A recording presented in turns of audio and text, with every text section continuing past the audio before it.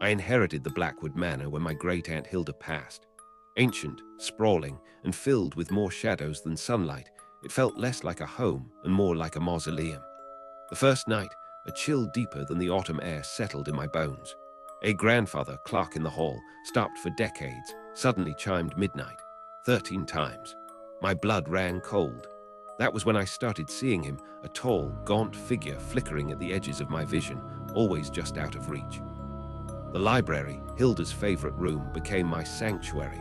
Surrounded by her books, I felt a strange connection to her, a whisper of her presence in the musty scent of aged paper and leather. One evening, while reading her journal, a loose page slipped out.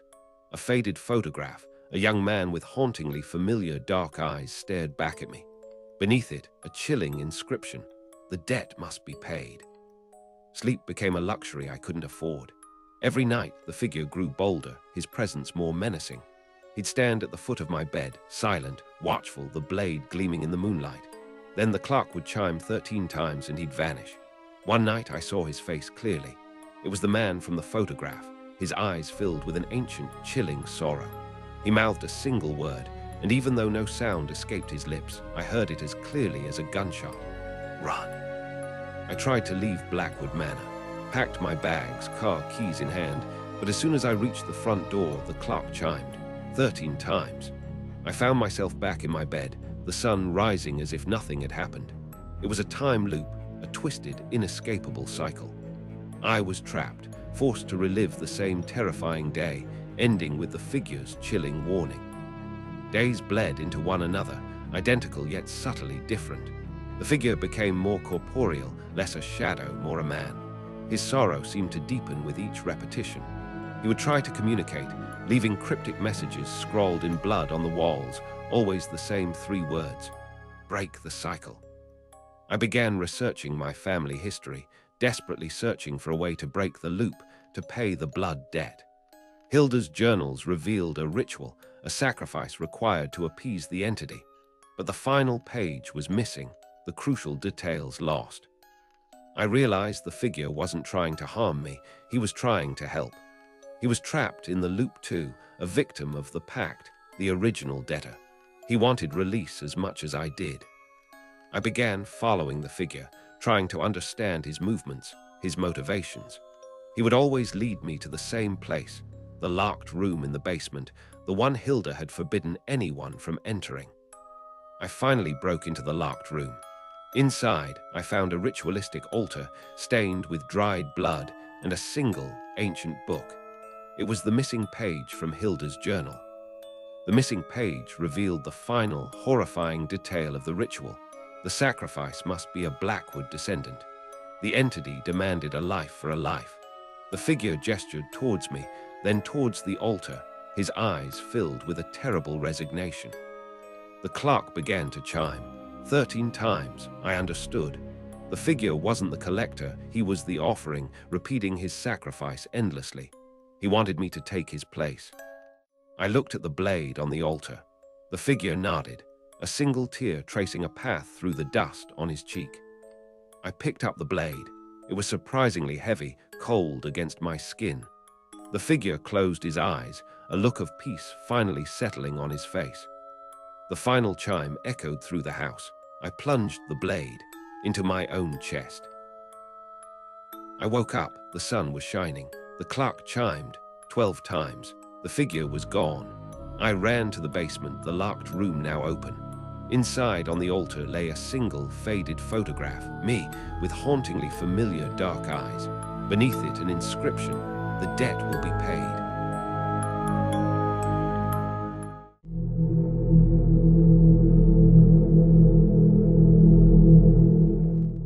I woke with a gasp, heart hammering. The digital clock on my nightstand blinked 3:17 a.m. Again.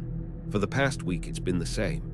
I wake up at this ungodly hour, drenched in a cold sweat, with the unsettling feeling that something is terribly wrong. It's not just a nightmare, it's a sense of displacement. Like I've been ripped from somewhere else and shoved back into my life, right before the alarm clock is supposed to blare. This time, though, there's something different. I strain my ears, holding my breath. The giggle comes again, closer this time. It sounds childish, innocent almost. but there's a chilling undercurrent to it, a strange, unsettling melody that grates on my nerves. I tell myself it's the wind, a stray cat, anything but what my gut is screaming at me. My apartment is on the 5th floor. There are no children here. There shouldn't be any children here. I force myself out of bed, my legs shaky. The cold floor sends a shiver up my spine. The giggling stops. Silence hangs heavy in the air, thick and suffocating. I reach for the baseball bat I keep under my bed, my hand trembling as I grip the worn wood. I creep towards the hallway, each step an agonizingly slow decision. What am I going to do if I find something or someone? The hallway is empty, long and shadowed, stretching into the darkness of my apartment. I peer into the bathroom, the kitchen, even the tiny storage closet. Nothing, just the unsettling silence and the lingering feeling of being watched. I tell myself it's my imagination, a trick of the light, the remnants of a bad dream. But I can't shake the feeling that something or someone was just here. As I turn to go back to bed, I hear it again, the giggle. This time it's right behind me. I spin around, bat raised, my heart pounding in my chest. The hallway is still empty, but I see it. A fleeting shadow flickering at the edge of my vision. Too quick to make out any details, but definitely there. Definitely real. My breath hitches in my throat. Fear grips me, cold and paralyzing. I scan the hallway again, my eyes darting from shadow to shadow. "Hello," I call out, my voice trembling. The only answer is the deafening silence. I feel a chill run down my spine, a prickling sensation at the back of my neck. I'm being watched, I know it. I retreat back to my bedroom, locking the door behind me. I lean against the cold wood, trying to catch my breath. The digital clock on my nightstand blinks 3:16 a.m. My blood runs cold. It's rewinding. I've been here before. I know what happens next. The giggling starts again, softer this time, almost a whisper. It seems to be coming from inside the room, from under my bed. My breath catches in my throat. I don't want to look. I don't want to know what's under there. But the curiosity, the morbid fascination, is too strong. Slowly, I lower myself to the floor, my hands shaking as I reach for the edge of the bedspread. I hold my breath and pull it back. Empty. Nothing but dust bunnies and forgotten socks. Relief washes over me, quickly followed by a surge of confusion. Then I hear it, the giggle, right in my ear. I turn my head and there it is. A small child, no older than 5, standing right behind me. Its skin is pale and translucent, its eyes large and black, reflecting the dim light of the room. A chilling smile stretches across its face, revealing rows of needle-sharp teeth. The child reaches out a hand, its long, bony fingers brushing against my cheek. Its touch is icy cold, sending a shiver down my spine. "We've been waiting for you," it whispers, its voice a raspy, unnatural sound. "We've been waiting a long time." I try to scream, but no sound comes out. Terror paralyses me, freezing me in place. The child's smile widens, its black eyes boring into mine. "You can't escape," it whispers. "This is where you belong, with us, in the endless night." The child's grip tightens on my arm, its nails digging into my flesh. The room begins to spin, the shadows swirling around me. I feel a sharp pain in my head, and then darkness. I wake with a gasp, heart hammering. The digital clock on my nightstand blinks 3:17 a.m. Again.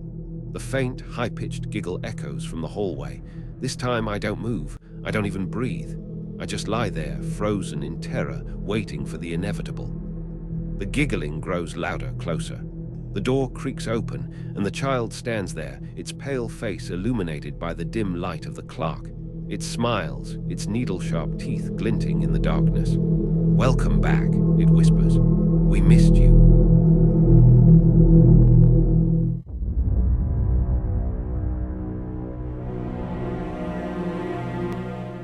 I woke up to the sound of my alarm clock blaring, 6:00 a.m., same as always, but something felt off. The air was thick, heavy, like before a thunderstorm. Except there was no storm, just this unsettling stillness, a pressure in my ears. I got out of bed, the usual creak of the floorboards under my feet, and went to the window. Our quiet suburban street was deserted. Not a single car, not a dog walker, nothing. I I stumbled back from the window, a cold dread creeping up my spine. This had to be a dream, a nightmare. I pinched myself hard. Nothing. Still here. Still June 14th. The TV flickered to life on its own, static crackling across the screen. Then a news report, grainy and distorted, the anchorwoman's voice strained. Reports of widespread temporal anomalies, citizens experiencing repetitive days, unknown cause. Her voice cut out, replaced by a high-pitched whine. Then silence. The day unfolded in a horrifying slow-motion replay. The same conversations with my wife, the same burnt toast at breakfast, the same annoying jingle on the radio during my commute. It was like watching a movie I'd already seen, every line, every action preordained. But this time I knew what was coming. I tried to change things, small things at first. A different route to work, a different coffee order. Nothing. The day reset, the loop tightened its grip. The dread grew, a suffocating weight in my chest. I started experimenting, pushing the boundaries of the loop. I told my wife about the time loop, the terror twisting my words. She stared blankly, then laughed, dismissing it as a joke. The next morning, June 14th again. I tried driving a different way to work, taking a back road I'd never used before. I ended up back on the usual highway, as if some unseen force had corrected my course. The loop was unbreakable. Days blurred into weeks, each June 14th an agonizing echo of the last. I tried everything to break the cycle, confessing my deepest secrets, acts of reckless abandon, even violence. Nothing worked. The world around me remained stubbornly fixed, a stage play on an endless repeat. The only thing that changed was me. The fear curdled into something colder, something resigned. I began to study the loop, searching for any inconsistency, any flicker of change. I noticed small things. A bird that always landed on the same branch at precisely 9:17 a.m. A specific car that always passed my house at 3:32 p.m. The loop was precise, mechanical, almost deliberate, as if it were being controlled. One June 14th, I saw a flicker of movement in the reflection of my bathroom mirror. A fleeting glimpse of something else, not me. A tall, shadowy figure standing just behind my shoulder. Gone in an instant. I whirled around, heart pounding. Nothing. But I knew I wasn't alone in this loop. Something or someone was watching. The figure appeared more frequently. Always in reflections, always just out of reach. It never spoke, never moved, just observed. It was tall and gaunt, its features obscured by shadow. But I could feel its presence, a cold, invasive scrutiny that made my skin crawl. Who was it, and what did it want? I tried to interact with the figure, to speak to it, to confront it. It remained impassive, a silent, watchful presence. I started to suspect it was the key to breaking the loop. If I could just understand its purpose, its reason for trapping me. One June 14th, I noticed something different. The bird that always landed on the same branch at 9:17 a.m. wasn't there. The specific car that always passed my house at 3:32 p.m. didn't show. Tiny cracks were appearing in the loop's perfect repetition. Was it because of the figure? Was it finally breaking down? The shadowy figure became more solid, less a fleeting glimpse and more a constant companion. I could make out details now, long, spindly fingers, a face that seemed to shift and distort, eyes that burned with a cold, inhuman light. It was terrifying, but I couldn't look away. One June 14th, the figure spoke. Its voice was a low, grating whisper, barely audible, yet it resonated deep within my bones. Soon, it rasped. Soon, the cycle will end, but not for you. A chill ran down my spine, colder than any I had ever felt. What did it mean? The next morning, my alarm blared. I reached out to turn it off, but it wasn't 6:00 a.m. It was 6:01 a.m., June 15th. The loop was broken. Relief washed over me, intense and overwhelming. I went to the window. The street was bustling with life. Everything was normal, too normal. I went downstairs, eager to tell my wife about my ordeal, but she wasn't there. A note lay on the kitchen table. Gone to get coffee. Back soon, love, Sarah. Sarah, my wife's name was Emily. A wave of nausea washed over me. Something was still wrong, terribly wrong. Then I saw it, my reflection in the toaster. It wasn't me, it was the figure. Tall, gaunt, its features shifting and distorting, its eyes burning with a cold, inhuman light, its lips twisted into a grotesque smile. The loop hadn't broken. It had simply shifted, and I was trapped inside it, wearing its skin.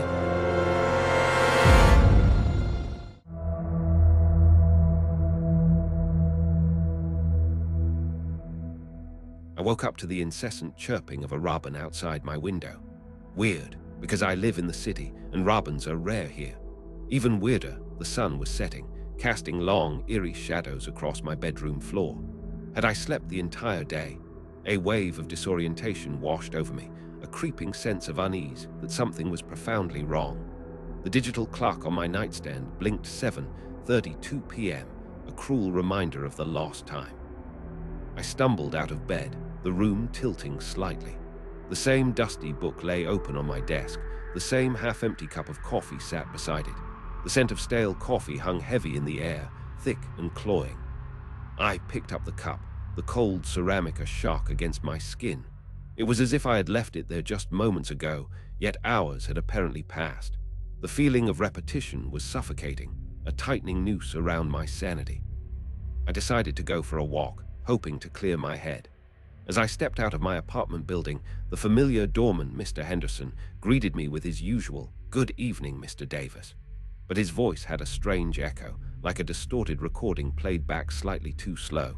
His smile seemed strained, his eyes vacant.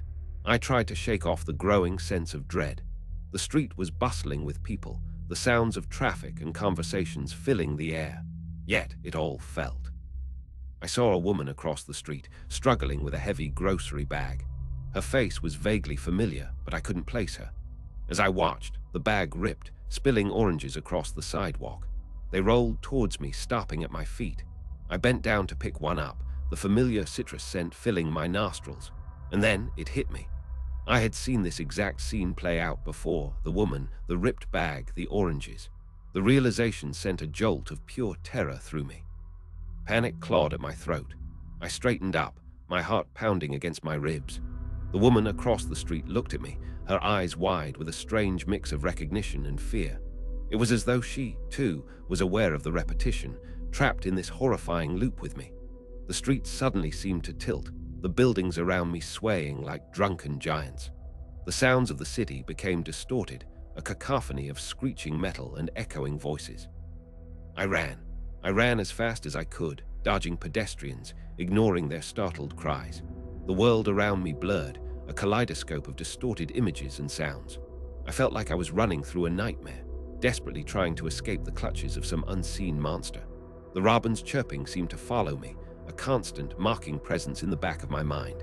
Where was I running to? I didn't know. All I knew was that I had to break free, to escape this horrifying loop before it drove me insane.